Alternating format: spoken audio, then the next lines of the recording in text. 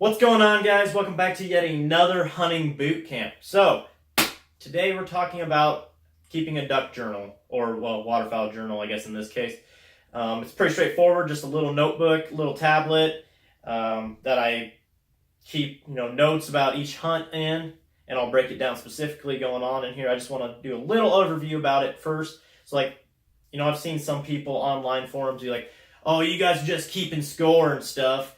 And one, I don't see a problem in that as long as the birds are harvested ethically and you're not wasting any meat. I don't see any problem with keeping score or, having a total bird goal for the next year. I mean, if you're a deer hunter and you shoot a 4x4, you're not going to probably stop there. I mean, everyone wants that bigger buck, wants more ducks, get that trophy duck, have birds on your ducket list.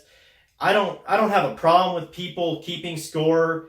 I don't have a problem with people having a goal like a bird total they want to hit for the year. I mean, it's good to have goals, but just don't get caught up in, oh, we have to hit this number, so this is all we're concerned about. Just don't get so caught up in that you miss the enjoyment of hunting. You miss the nature, like the sunrises and the birds working and just every reason that everyone gets into the sport to start with, because it's not about killing anything. It's about just the experience. It's about hanging out with your buddies. It's about all that. But sorry, I can just go off on that tangent. But I've seen that on online forums where people get all upset about that, and I just don't think it's something to get upset about. I'll digress from that point. I could talk about that all day, but I'll digress from that. That's just my thoughts on that. If you disagree, or if you agree, let me know down below. Moving on though. So I use this because I've been doing it since 2012. So this will be the 6th year I've been doing it, and I've gone all over the state of Nebraska since I started this, and I keep these bird logs. So it's just really interesting to go back, look at the years, and you see like when the birds show up, just like a general date, what weather conditions they go where, how they work, etc., etc. And I'll break into the specifics here in just a second. But that's why I started doing it, just so I can go back and look, be like, oh, a year ago today we got a lemon of greenheads, and now it's 80 degrees today, like last year. The migration was pushed back, so next year we'll see what happens, and it'll be interesting, years down the line, to look back at that data. Going into specifics here is, first thing I start with is location. So, whatever area I'm hunting, be it private, public, I'll write that down, and then I'll break it down into specific, like even more specific. So it'll be like this cove of this WMA, or this jetty, or this, like, try to make an area like the north side of this or the south side of this area.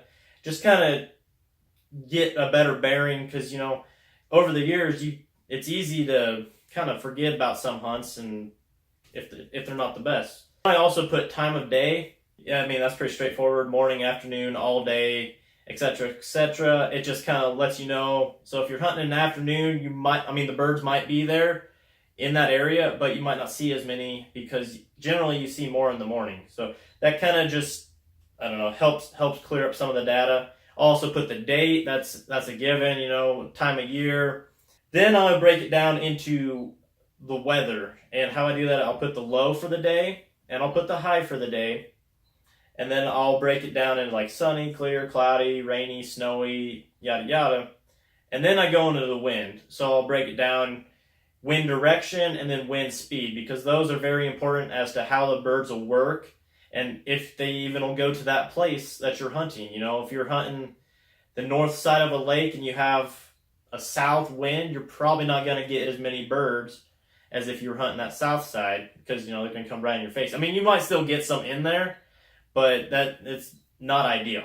Then I go into observed, and that means if I hear them or if I see them. Originally I had it as seen, but after some foggy mornings, I could hear the ducks, I could hear the geese, but I couldn't see them. I decided whatever, I'll just change it to observed, and that's where we're at now. What I do is I categorize them in 3 different things. So I'll say if I see a lot, some, or a few, and it's just an overview.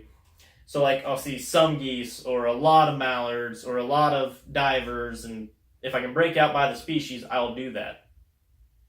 Then we get into bagged, and that's pretty straightforward as well. It's just what you shoot that day. And, I break it down by species, and then I'll break it down as to drake or hen. And then we get to the total. And that is just the total number of ducks and geese that myself and anybody that has hunted with me, that's our total number for the year. So I'm not just keeping my own numbers, I'm keeping as a group. Like, so I go out and Devin will be with me. I'll keep both of our numbers in this just because, that was the whole hunt. It wasn't just me hunting. And then I'll write down below in the final little part I have on this in what I call comments is be like hunted with Devin.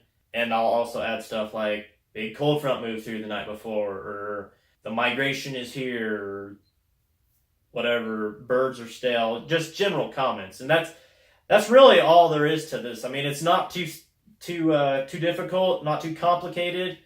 I really enjoy looking back. I have a little Excel spreadsheet that I enter stuff in over the years, and then you can go back, look at weather patterns.